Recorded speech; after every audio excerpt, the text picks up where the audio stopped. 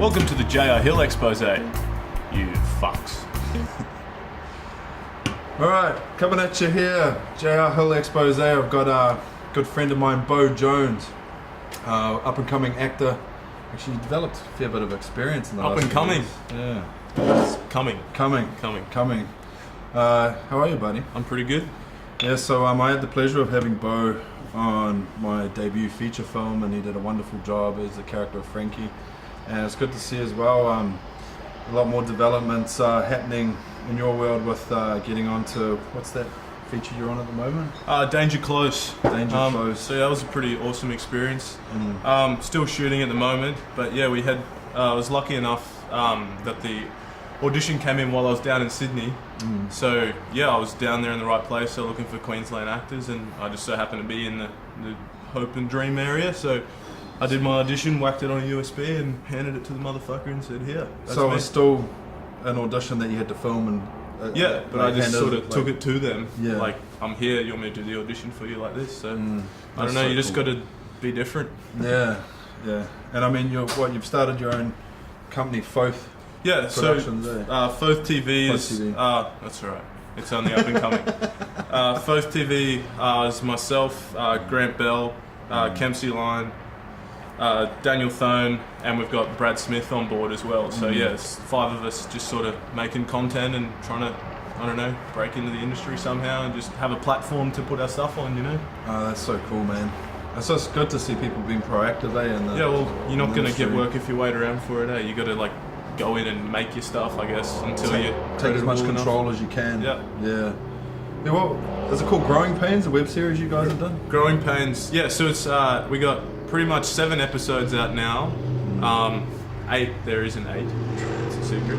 And then yeah, we wrap it up on the 9th episode, which is all secret at the moment. So you guys you're privy to the secrets. Are the 7 already released online? Yeah, they're all online. So if you jump on Foth TV on Facebook or just YouTube, it's all on there, and you can watch us all having fun and trying to make a movie.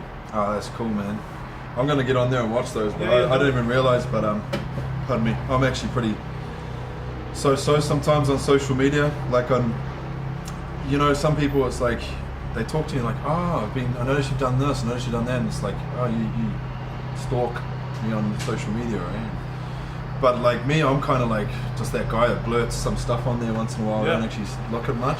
Well, it's such a, I guess, important part of the industry. I don't know, it's like your fame kind of thing is such a, I guess as an actor is like all you have the kind of, I don't know, you can be good, but unless you're super well known, I don't know, you're not going to get cast in stuff sometimes. Yeah. But yeah, if you're like in your position as a director and writer, like go out there and make the shit and do it, and you don't have to kind of prove yourself like that because your work speaks for itself. Yeah, exactly. And it's just so cool. I think we're quite lucky, like with social media the way it is, and the digital universe we're in and technology, we're blessed in this industry, I think, to be able to create content like relatively cheaply, like what we're doing now with and a platform to put it on. To put it on, right? And it's like, I bought this DVD after the Martin Scorsese exhibit down in Sydney there, and it was all his short films from way back in the 70s and shit. Alright. It's like back then you had to like fucking jump through so many hoops just to get your hands on some nitrate film, and the whole process was like just so much more agonizing and more expensive back then as opposed to today, where it's like, like these days I've actually got everything set up on my computer, all the software you could need, even if I wanted to do visual effects. So you have like a studio at home, basically. Pretty much, you in do my everything. office. Do everything. Yeah. I mean, I don't do visual effects yet, but perhaps that might be one thing I do get into. Yep. But I mean, all I'm saying is we're just so lucky in this day and age to have that technology available at our fingertips for relatively affordable prices, and then as you said, a platform to put it on. And that's cool. I'm definitely going to get into Growing Pains. If Beau's in it, it's all free. It's totally all free too. It wasn't free for us, but free for you guys to watch, and then hopefully cast me in your films. That's what it's there for. Do you think you guys will sell out to commercialism if they want to put ads on it though? Yeah. It's about, of course. I don't know, you can't eat exposure, or you can't eat fun. That's right. Or you can eat... The commercial element is still important, so yeah. that is what it is.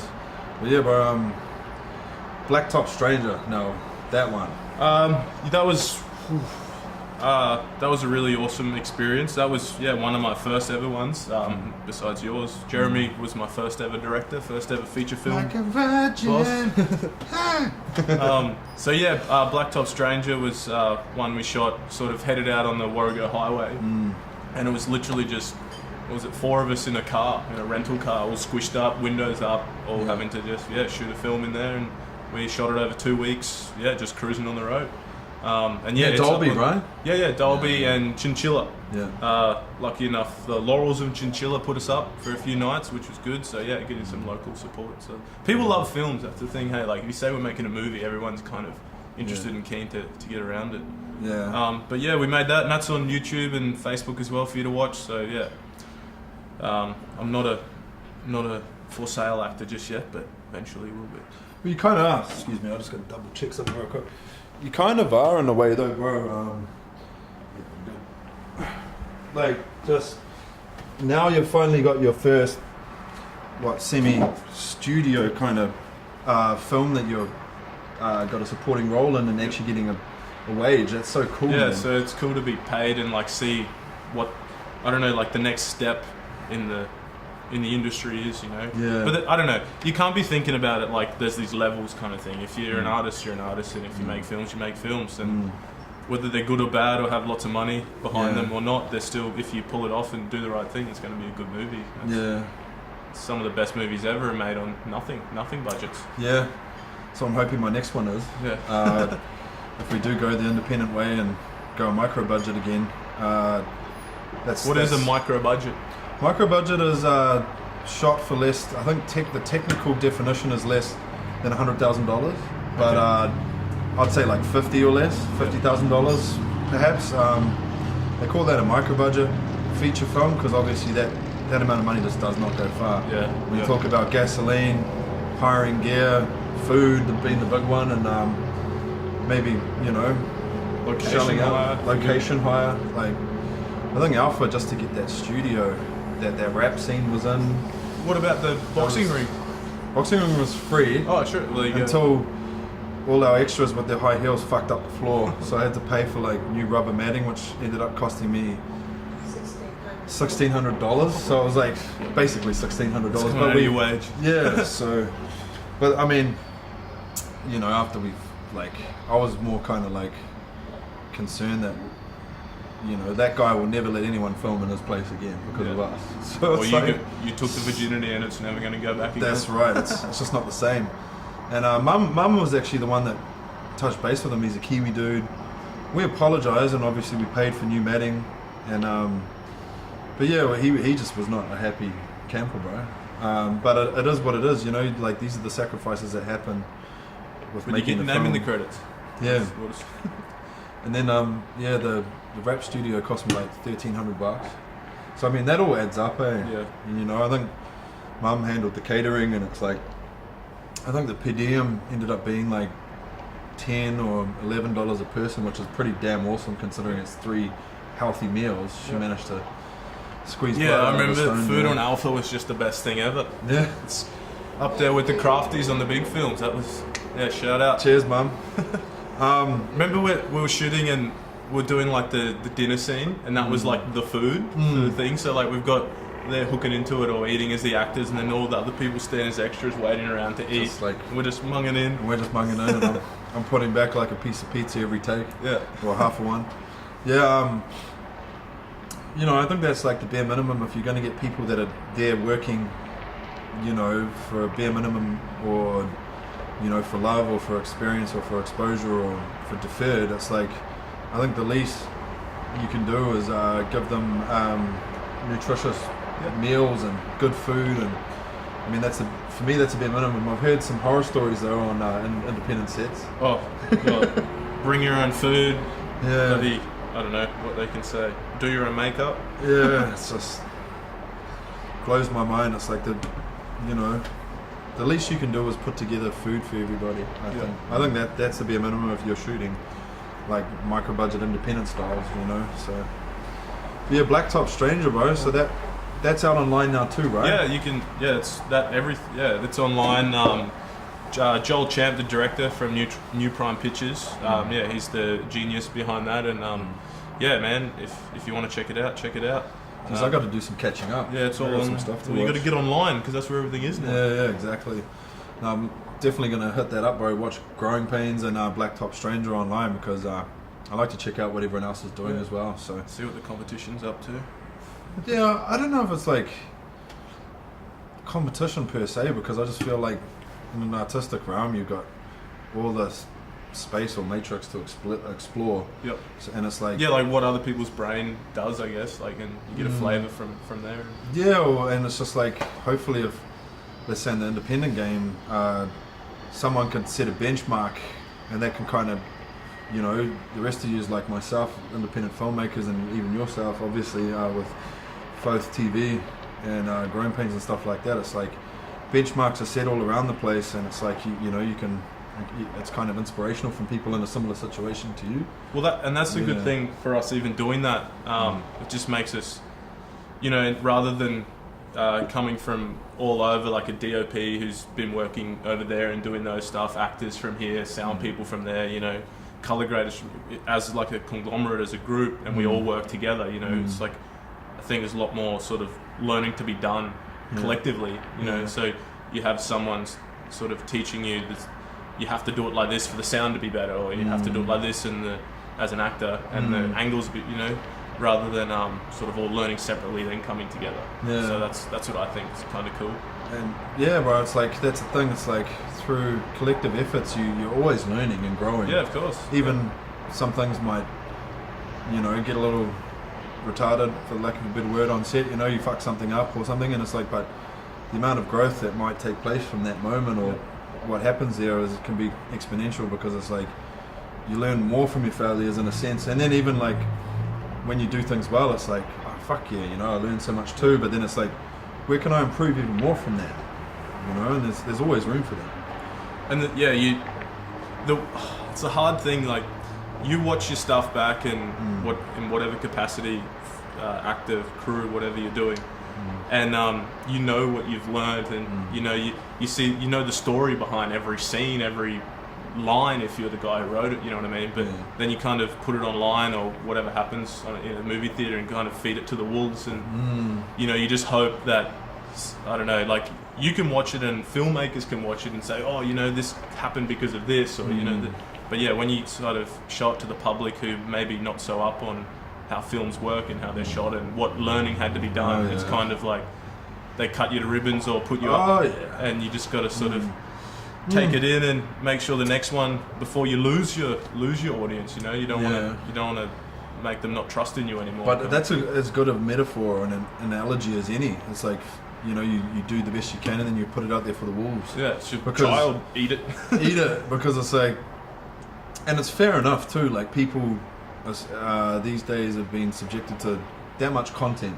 They've watched that many films, they've watched that many TV series. People today will probably watch a significant amount. Good like that. Yeah, if it doesn't like tickle their fancy straight away, they'll tear it to pieces. Yeah. And it's like, you know, it could be like, oh, I spent 18 months on that, and it's my heart and soul, and then someone's like, it's shit. You know, it's just like, you go make your film. Yeah, but I mean, that's just the way it is. It's unforgiving, and that's why it's like, in this game, I think it's like, you know, it's like you have to get used to criticism, rejection, especially as an actor. Oh yeah, that's professional auditioner. Yeah, you get to act if you're lucky. I think you've got as good a fucking attitude as any that I've seen. It's like, just gonna pop another beer here. Oh, I'm falling behind. Yeah, bro. Pull your socks up, bro. It's like, you really do, like, you could have, like, Beau was one of the best auditions, if not the best audition, for my feature film for the lead role.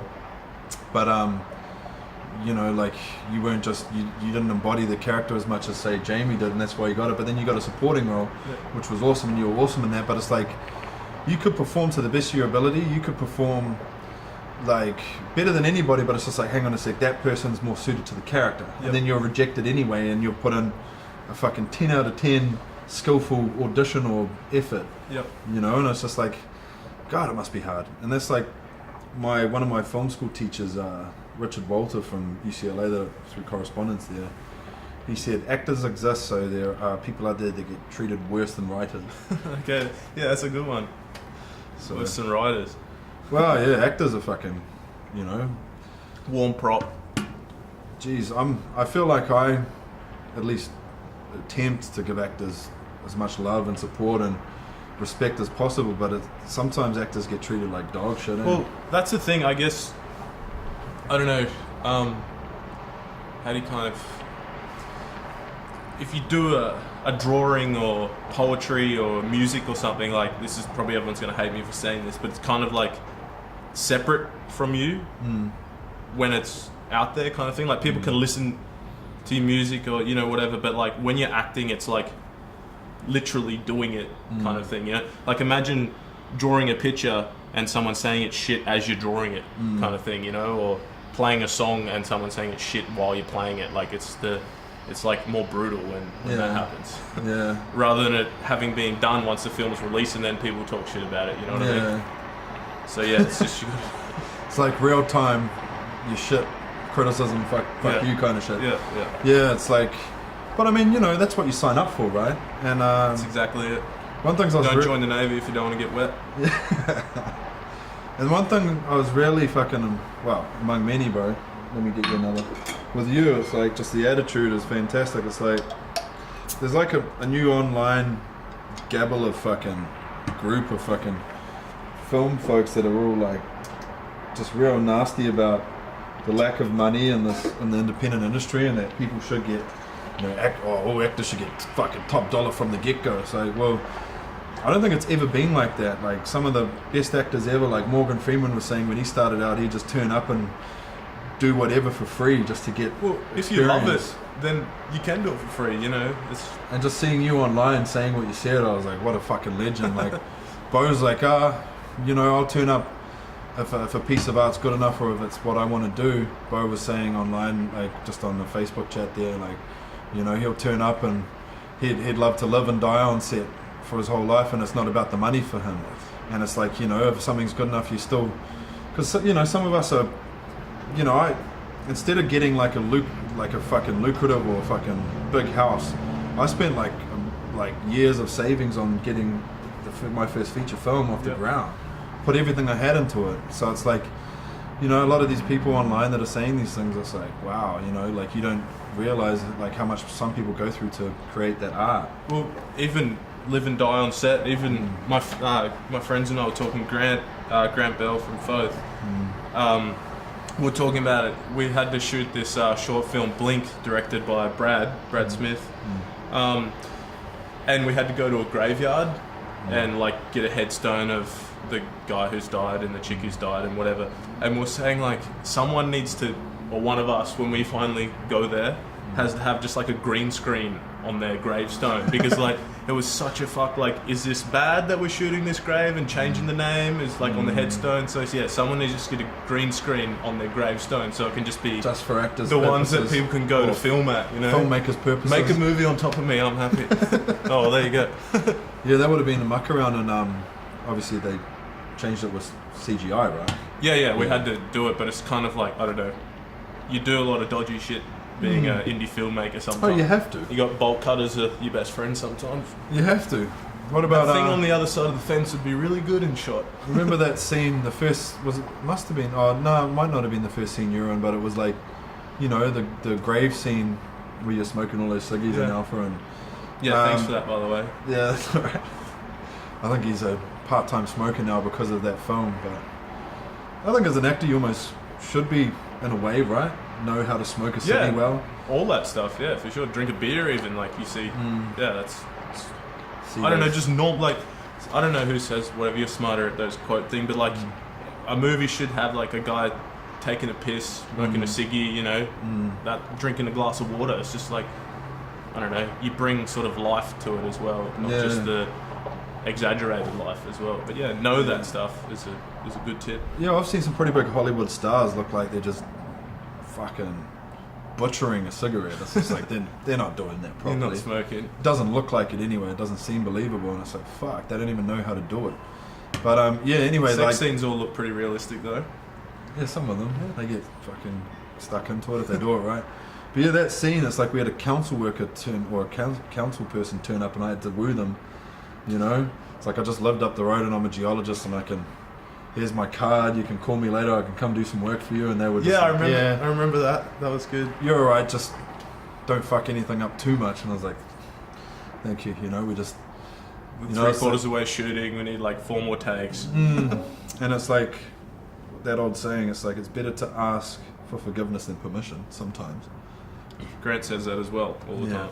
It's like, and as an indie filmmaker, it's like, yeah, you got to just take some chances. The bureaucracy of things these days can just fuck you over so hard, you know.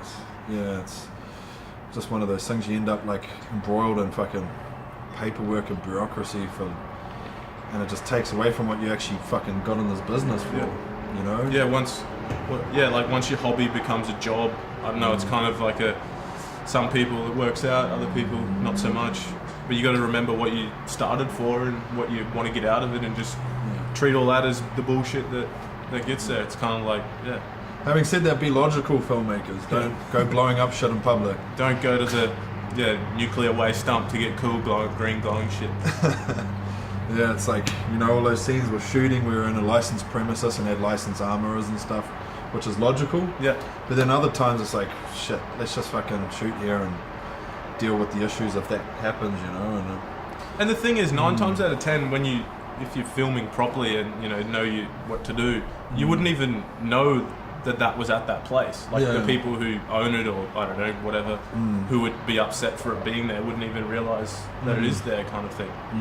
But you see a scene in a film and it looks so unintrusive because it's like 1 minute or 30 seconds of just 2 guys standing in a warehouse or, you know, on the side of the road or whatever. But on the actual day, that was 8 hours of shooting with lights and people moving around. And that's what the wolves don't understand. Yeah. It's like the amount you go for that little bit of gold, and then it's like they can still tarnish it. Well, what about on Alpha when we didn't have the 3 crack fiends to be executed, and we just pulled the guys up the street, you and you. You want to be in a movie? I believe our assistant director, Madison Paris, who was sensational, by the way, he just there's 2 homeless guys walking past that just looked the part of what we needed, because I think we had 3 extras pull out, which just fucked us.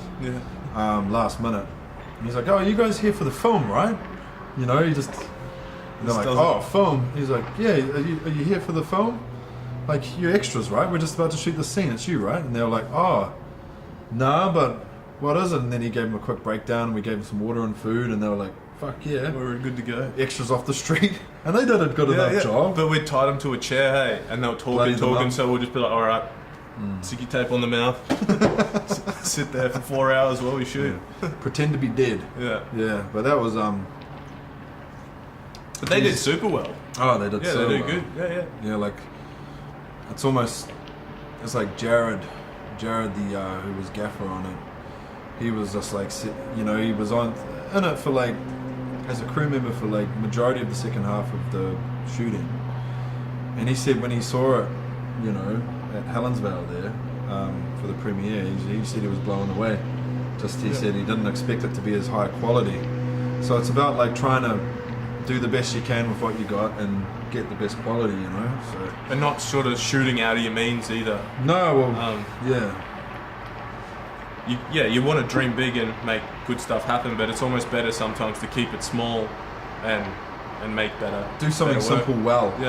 Really well. I suppose and it's one of those things. It's like a fine balance. It's like, but having said that, bro, I feel like I was relatively conditioned to that because of all the short films I'd done, and some of them I tried to bite off more than I could chew. And you see what happens there, you know. It's like, oh yeah. Well, that's like Growing Pains was such a audacious thing, just because we funded it all ourselves, and actors and film people and creators in general are flat out eating themselves, let alone, you know, paying for other people's food. So that was kind of really crazy, and I think if we had have known what it would have taken, we might not have even, you know, tried to do it. But I'm glad that we've done that now and gone, you know, if we could do that with that, what could we do with, you know, 50 grand even, or, you know, $1 million? The funny thing is too, I feel like a lot of the time when you cross that next threshold, God willing anyway, like some of us do, to professionalism, if you stick at it, and then things are like incredible, you know, you're getting big budgets or you're getting paid heaps or whatever, a lot of people I almost guarantee would look back and be like, those were the best times when we had fuck all and we somehow made it work. You know, it's like we somehow scraped it all together and on the bones of our ass, you know, and and then we fed it to wolves. And then one out of every 3 people liked it. Yeah. But so it's, you know, it's, I don't know, I think you just got to appreciate it. If that's what you want to do, ask yourself truly if that's what you want to do. It's like me now transgressing into, let's say, a more professional realm in terms of my filmmaking and being signed on with a mid-level studio, just dealing with the bureaucracy and going through all that.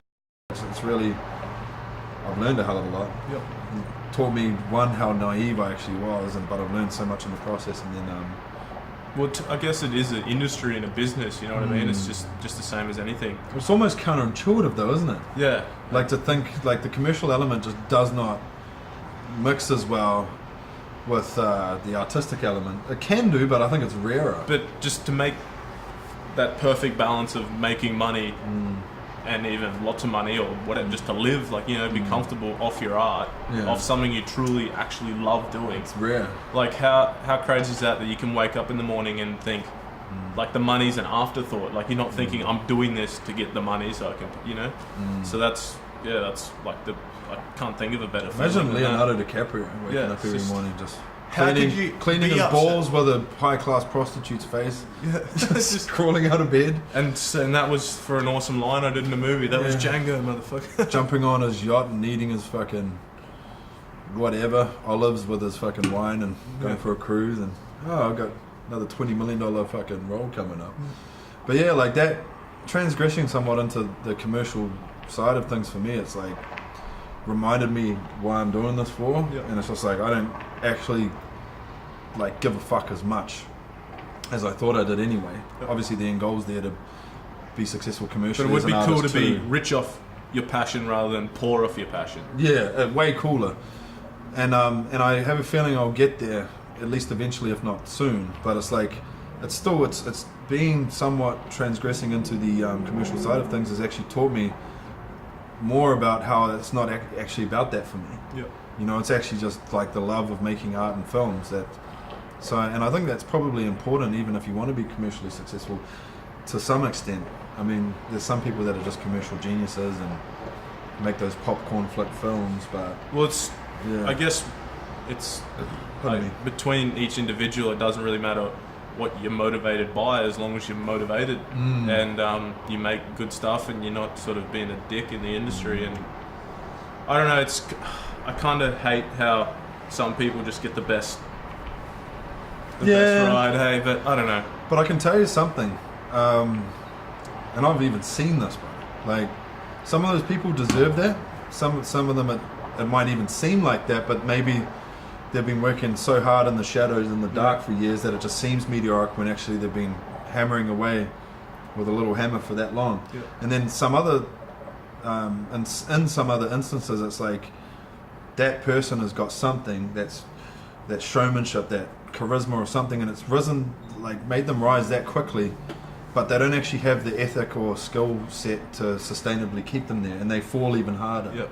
So it's like it's drinking that elixir or nectar of that. If you've gone through so many fucking ups and downs to get there, is you know that you deserve to be there, and it's you know, and you've got the skill set and the work ethic to sustainably keep yourself there.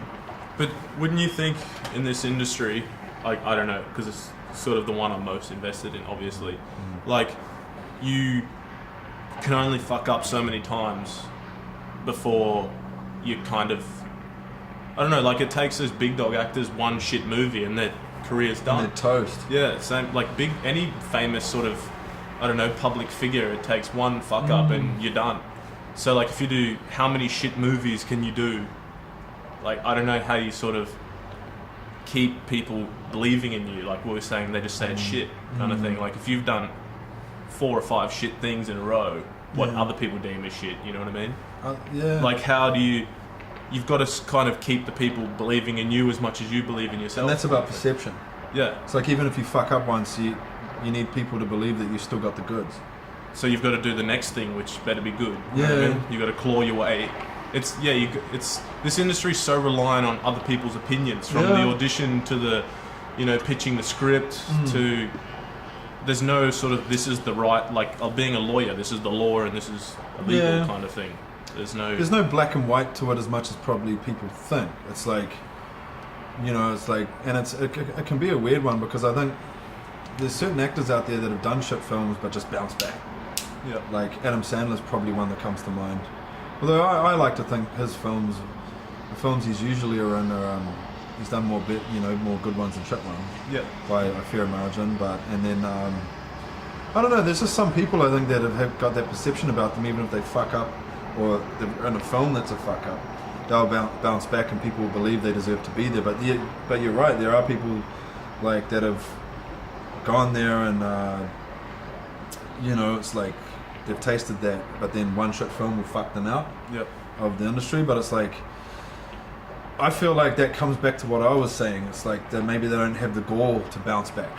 Maybe they don't have. But you need to be given the opportunity to bounce back. Yeah, that's too true though. But it's like by someone who's going to believe in you, to like trust you again. You lost all this money and all this time for the last one. Yeah, and maybe there's political elements to it too. It's like, I know, especially now all the stuff coming out. And a lot of it might just be hype, but a lot of it's pretty bad, like the Weinstein shit. It's like, oh fuck, that bitch didn't suck my dick, so she's not getting back on the next film.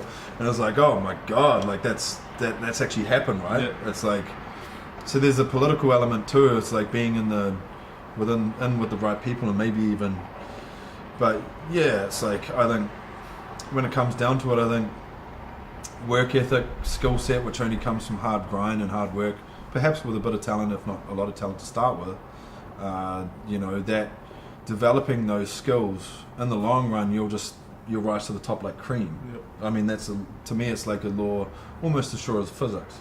If you can stick at it for long enough and just, there might be a few speed humps along the way, but it's like, you might, you might accidentally ruin your career by doing some shit fucking popcorn flick that is not a box office success and doesn't get something done on a podcast.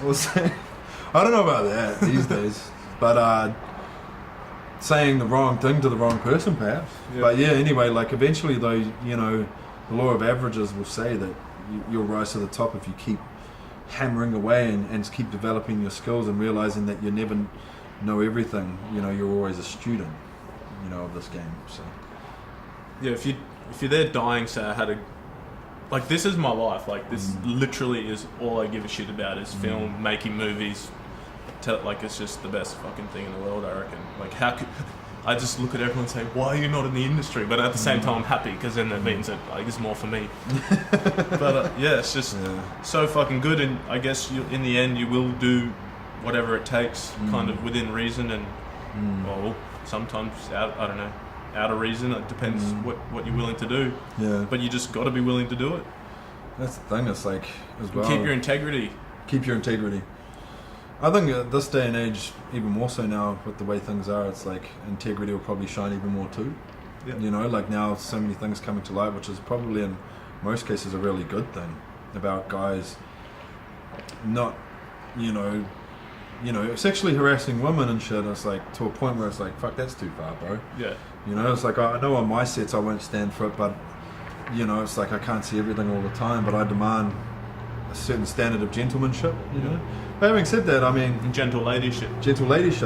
Having said that, like a couple of times, and I'm not going to name names, but there have been instances where you could say some ladies have done things to me which might be warranted as sexual harassment, which is hilarious. To get in? Well, no, not to get, like, I don't know, maybe they just thought they could have a run at me or something, and I was kind of like, respectfully, no. Yeah. And then it's like, shit, if she was a dude and I was a chick, that'd probably be worse. Yeah, it'd be, Oh, there's, like, the sort of, I don't know, I'm going to get into dangerous territory here now, but it's kind of like, I've seen so many things where it's like, if that was a dude doing that to a female, it would be totally like sexual harassment. Gone. Yeah. But No, I'm willing to give ladies that leeway. It's fine, and it's kind of flattering, I suppose. But yeah, it's just funny though. It's like, even what were they saying online? There was like a catchphrase that they were using, like, just at the time, if someone had experienced sexual harassment on set, they were saying something. What was it, like Me Too or something? Yeah, the Me Too It was campaign. Me Too. Yeah, Me Too. And it's so hilarious because it's like 2 or 3 artists, women, they had technically sexually harassed me. Yeah. So it's like, but I don't really consider it that, because, you know, I'm a man, and I'm like, that's the different whatever. thing. It's just in the psyche, you know. It's in the psyche. Yeah.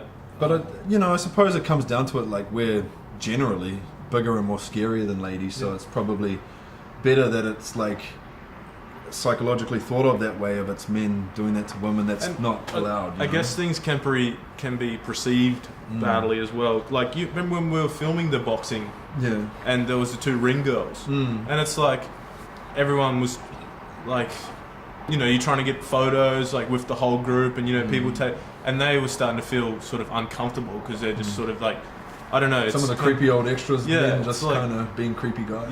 And it's sort of like, it's weird because the film, like, they're in that film to be that role, but on the set don't be like that kind of thing. So no, there's a few instances of stuff I heard later,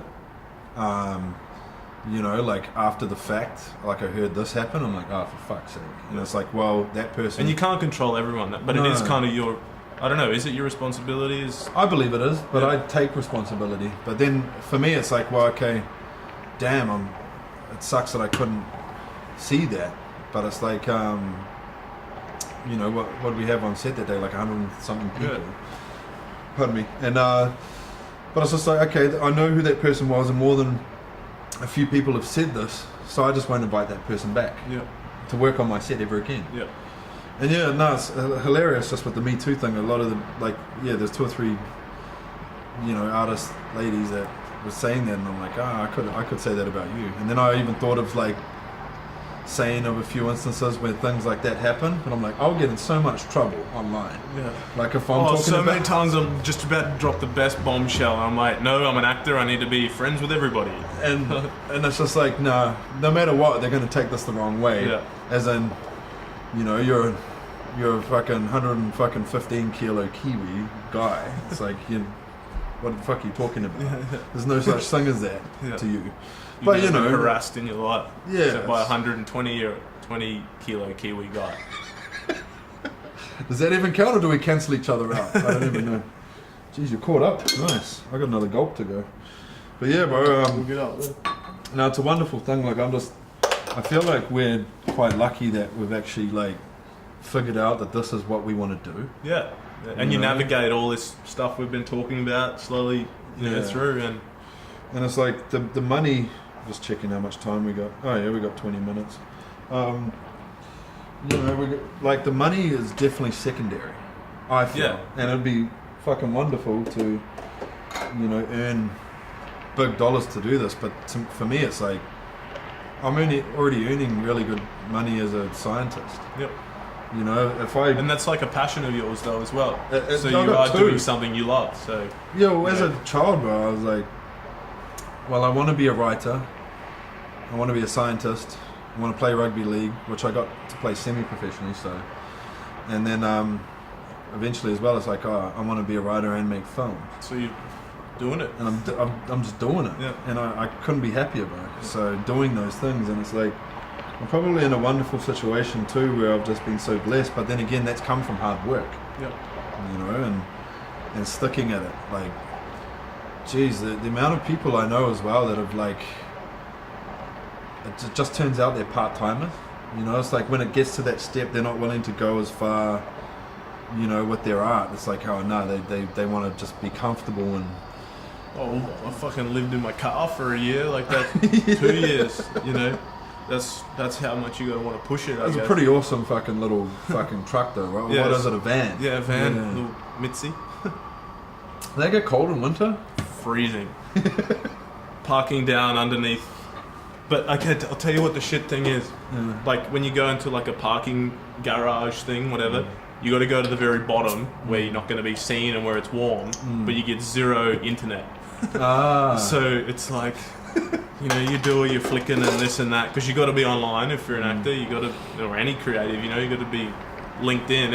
Even homeless people have bloody, you know, you got to be in it. So yeah, you do all your scrolling and drive all the way down, and then you go to sleep, and it'd be freaking hot as in the summer and freezing cold in winter, and just spend every last dime you've got on acting classes and fuel to get to auditions, and you know, and just dumb stuff. Like I remember auditioning for a film where I had to be a pizza delivery guy, and just so I was different in the audition, I went and bought, like, you know, like you buy custom printed shit on your clothes or whatever, and just got like the pizza, you know, pizza thing logo, on the hats, and I had that shoved in my pants. So just before the audition started, I pulled, and that was $20 that I could have spent on food and that. So that was gone. It's a man that truly loves his craft, and I respect that. And you got to incredibly. You got to do it. And it's like, it's almost like the inverse of me being in a privileged position that I did work for, by the way, to have all that money to spend on a film. But you know, like I came from nothing to get to that. So, but it's like, I don't know, it's really weird. It's like the smart play in some people's minds would have probably been to just get a fucking mint house and like maybe invest into property or whatever the fuck. But that house is going to be lived in by you, and then the next people who live in it are not going to remember who you were. You make a film, if the world doesn't blow up, hopefully, and they take it with them on the spaceship when in a million years we do have to leave, hopefully they take that movie with them, and it will be forever. That's a fucking cool way of looking at it. And you know, like, art is timeless. Like I've been really like making a concerted effort too, bro, of late to get into films from the past, the 70s, the 60s, the 50s. You know, even watching Martin Scorsese's short films, as I said. It's like, check out Joel's got a page on Facebook. I think it's something simple like World's Best Short Films or something like that. But he loves that, you know, that kind of old school, like, I gotta fucking get in touch with some of these guys. Yeah, well, that's the thing, man. You got to connect him. But yeah, he's got his this page, and it's just full of just the world's best short films, and he's got amazing taste and stuff. So yeah, check it out if you. Let the guys know at Foth TV too, bro. Like if they need like a gorilla. Like I can facilitate. Yeah, if you want to do acting, do a little fucking cameo or something. Well, we got some more to film, that's for sure. So yeah, we'll see what we can do. I can do something. Fucking. You meet so many people from so many professions as well. Like it's almost, you have like the people who want to do it full time and pros and that, and then you've got like, you know, it's really cool that people do it as a hobby as well, because you meet someone on set who's just being an extra, and they might own, you know, a motorcycle, you know, repair shop or whatever, and then you've got a scene coming up and you're like, oh, we'd really love a motorbike, and you know, they're happy to help. So, or just anything, like, just pretty cool. Someone's got a cool house, someone's got just the perfect thing you want to film in. So it's such an inclusive, awesome industry. It's just constantly meeting new people. Like you're not going to the same office with the same people every single day, you know, and it's always got some kind of, the membrane's always growing and evolving. You know, and you just make so many friends. It's awesome. And close friends as well, you know, because you do spend that time on set where you're literally like each other sweat dripping on each other. You know what I mean? Like it's it's a great cool thing. And I mean, I suppose the yin and yang to that as well is like, you meet some dickheads. You meet some dickheads. You're like, oh, that's cool. That's a good learning curve. I won't work with them again. You know, and it's like, going back to, even though it's a little bit, but that's there you go. So if you've got someone who you've cast just on a whim or whatever, and they don't do so well in the scene you've got them in, how long? And you know they're genuine. They want it. How long are you going to give them until you put them in your film again? Like, do they have to prove themselves somewhere there along there? Geez, that's a toughie. I suppose I've like been, what we were talking about earlier. Yeah, I like suppose being I've on been the other side of it. Relatively lucky from both perspectives, like whether it's from my side or their side, that people I've usually gone on a whim for have done a at least satisfactory job for me, if not excellent. And it's like some people as well, it's like they've come in and they've put in the best performance they've ever put in their humble career thus far. But I like to, and that might be just me fucking blowing my own trumpet, but I like to think like me having put so much time, effort, skill and study into writing, that I write decent scripts that kind of bring the best out of a certain actor or character. Yeah. You know what I mean? And I think so. You'll cast them for the part, so they can't fail. Set them up for success. Well, because that means the success of your film. They probably still could, but it's like probably more likely if I'm got a decent script down for them and relatively good at communicating what I want from them and pull the best out of them with whatever their capacity is at the time. It's like I had a guy pull out for the role of Carmine. Yep. Literally 2 days before shooting, and I was so lucky we got Tom Velich or Velich.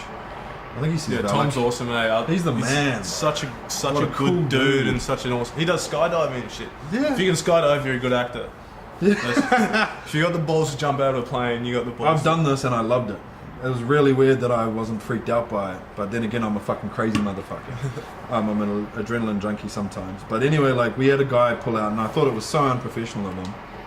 But he'd done some good things, and he was a fucking excellent actor. And he literally 2 days before shooting, he's like, "Oh, bro, I just locked in this role, and they're paying me this much." So basically, nicely, he's telling me to go fuck myself. Yeah. So, and I was so lucky that Tom Velich had come in on a whim and applied late, and then I rang him, and Vincent Gore's vouched for him because he's a good friend, and obviously Vincent was playing the Don, and Tom come in, kind of like a hypothetical example of what you were just speaking about, and did a fucking excellent job. Yep. It even surprised some people that didn't think he would go as well as he did, but he certainly I can't even imagine anyone playing that role. Yeah, the film kind of without him is doesn't work. Yeah, he had to be. Yeah, it's the same with you as Frankie. Awesome little things. Yeah, and even me as Ronnie, as it turns out, it's like, yeah, it's a funny one, isn't it? And it's like, geez, it's like, as you were saying earlier as well, just the whole so open to interpretation or people's opinions. Yeah, someone say this guy was the shittest part, and other people say he was the best. Yeah, it's such a weird. I'm surprised I haven't heard any negative feedback about myself yet, though. And even about the film in general, like Alpha, because every shred of feedback I've gotten, it's been from independent sources where it's like, and even professional sources where we've actually held like screenings and got people to give feedback, like from a completely neutral perspective. It's all been positive. Yeah. I'm like, fuck.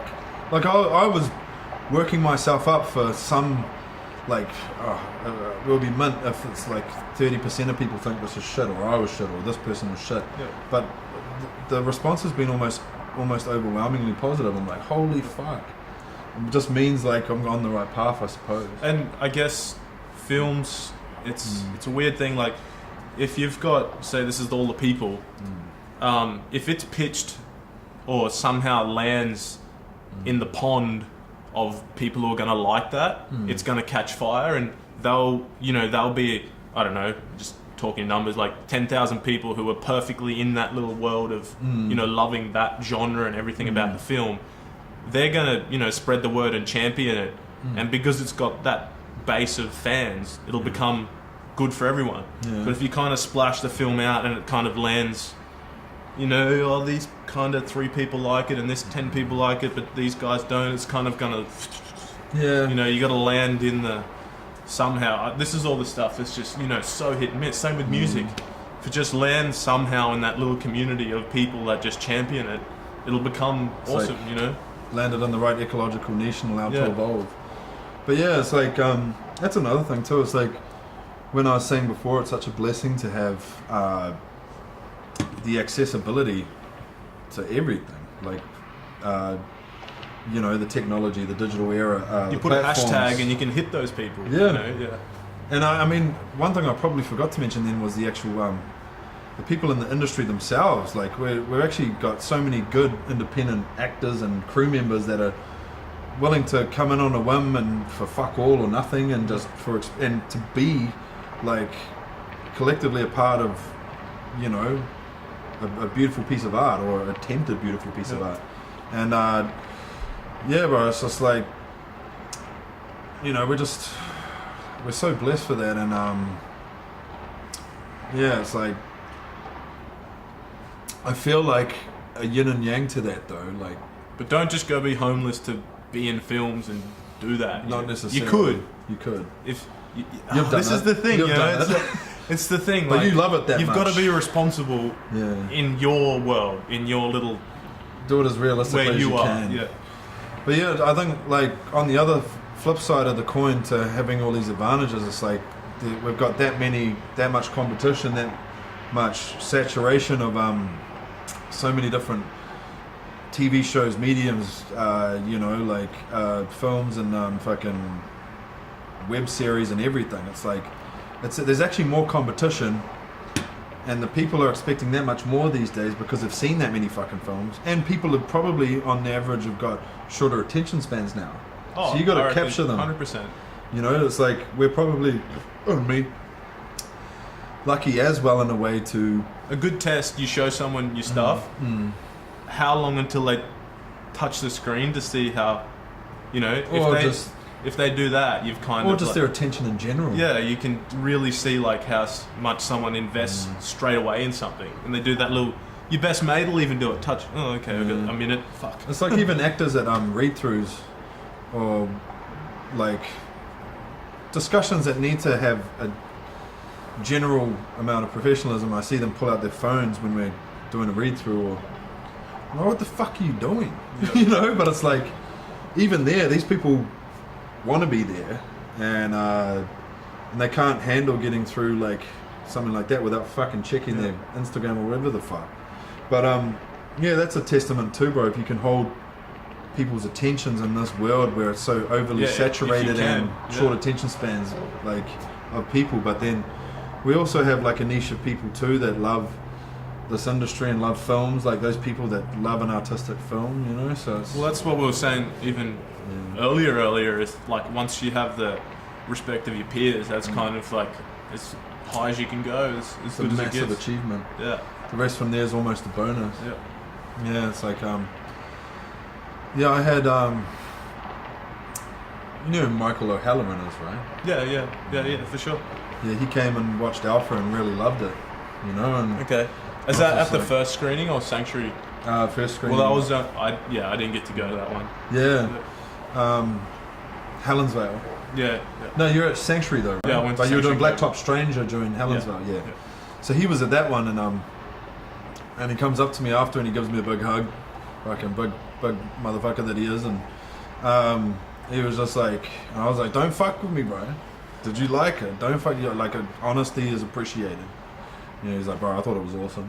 And I was like, that's cool. Don't fuck with me, and he's like, no. Yep. And I was like, fuck yeah. I'd rather that brutal honesty than someone 100%. say, because you tell me what's wrong and I'll be able to fix it. It's like Looking forward to Space Time, by the way, Michael. If you watched this, true. were you in that or no? No, but my girlfriend worked on it. Yeah. So I got called in late to play an Italian gangster on that. No lines. that would have been your best favorite thing ever. How funny is that? A Kiwi that gets typecast as a fucking Italian a gangster. wog. Been like Greek as well and stuff. But like I'm so cool, like so glad and feel so cool that I got to just taste that on set there for a little bit. And I think that might be a really cool film too. Yep. Like it's awesome. Anything I'll give it my time 100%. Just, and especially I don't know, I'm biased because I'm from here, but any Gold Coast, Queensland, even Australian thing, I'm happy to give it my time, and I'll either appreciate it or critique it or whatever, but keep doing it and keep making good stuff as long as it's not blatantly shit. As long as it can be interpreted as good. Yeah. As long as there's one person in the room that says that was art, maybe it'll survive. Maybe just make it black and white. Black and white. It was black and white and choice. silent, and it's done. They put weird cuts and weird crossfades and shit. It was a choice. So we've got roughly 5 minutes, bro. So that went quickly, eh? It was a very quick hour. Yeah, next time we'll do like as much as we want. Yeah, man. Well, it's because we only had that much left after we did a little scene earlier. I've been shooting all day today, so I've sort of camera eyes. I've been burnt by the lens. Yeah. But any finishing thoughts for you, bro, on this little... Finishing thoughts... Geez, that was good. Now I'm going to have a cigarette. No, I think just fucking just do it. I don't think I'm really in a position yet to give people advice or be a champion of the industry or whatever, but that's what I hope to be. And it'd be really cool to have just one person affected by what you're doing. And you know, like everybody says that you know, but but you truly mean it. Literally true. Like it's not even a cliche to you. Yeah, like I just fucking ditto here, bro. If you want to do it, just do it. And I don't know, there's a certain amount of responsibility. Like my dad said to me once, he's like, are you good? Like you got to look yourself and say like you know, you could find yourself. This has been my finishing thought. Fuck all that other shit. There's this cool story of a guy, 3 kids, and they're watching a parade go past, like a big circus parade in the street. And you know, like all the acrobats are doing, and then the elephants are coming past, and the camels, and like, you know, all the cool freaking animal shit is going past, whatever. Anyway, they shit the whole way, the animals. And there's, after the end, like the kids are sitting there watching, they're waiting for the parade to end, and the whole crowd clears out, and there's shit all over the road. And there's this old man with a massive big backpack on, you know, walking along, and his job is to scrape up all the animal shit from the parade and put it in his backpack. And the kids are like, what the fuck? What do you get paid to do this? $20 an hour? And they're like, oh, why would you do this? And he goes, what? And give up show business. And I think that's it. Nice, bro. I can safely say, bro, I've seen it firsthand. You are good, so you can tell your old man I said that. You hear that, Mr. Jones? And I got a lot of respect for you, bro. The way you truly delve into this craft with everything you have. Like a lot of people I know are still worthy of being in there, but it's like they still somewhat tiptoe on the edges of their comfort zone. Whereas you're like, fuck it, I'm in. All my chips are in. Like all in, middle of the table, and that's the way you are, and I fucking respect that. And I'm like that too, you know, with the way I And you've roll. got 2 2s and a joker. Jokers are wild though. Yeah. Jokers are wild. But yeah, much respect, bro, and thanks for this. And we'll do this again soon, bro. We should do another podcast soon. It's good to see you again. It's been a sort of a big gap between our rendezvous, but It's been fucking busy. it's good to yeah. meet you again. It's like nothing even happened. It's good, and I'm sure. Yeah, I mean, we're already discussing that western that we're gonna definitely do, me and you. There'll be cool shit in that. And maybe even the next gangster film of mine. Gangster Aussie Western. Yeah. Who knows? Gangster cowboys. No gay though, no homo. Well, you know, nothing against homos though. But yeah, thank you so much, brother, and much respect. Good. And J.R.Hill expose. Motherfuckers. What's up, brother? I need another fucking drink.